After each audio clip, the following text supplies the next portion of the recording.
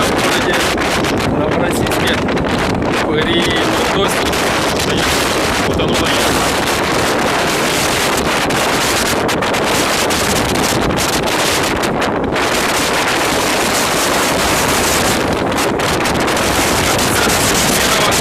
Ветер порывами 45 метров в секунду.